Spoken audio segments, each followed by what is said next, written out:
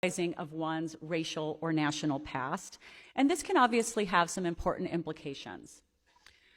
So group-based nostalgia can predict negative, especially discriminatory attitudes, and this is especially the case if nostalgia is restorative to a time of cultural dominance, homogeneity, and racial entitlement.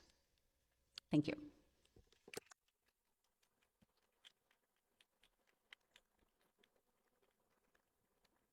Thank you, Dr. Christine Reyna, for that talk.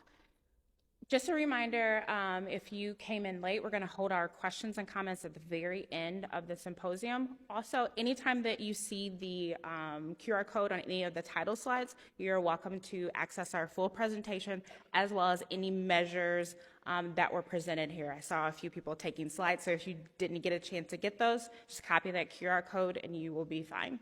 Our next presenter is going to be Cara Harris from DePaul University, who will discuss the psychology of racial entitlement in more detail.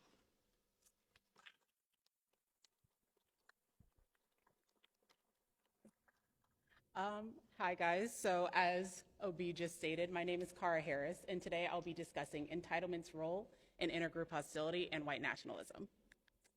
So throughout history, intergroup violence has been associated with the dehumanization of its victims. Therefore, it's important to understand the role dehumanization is playing in toxic forms of racialized identity and attitudes.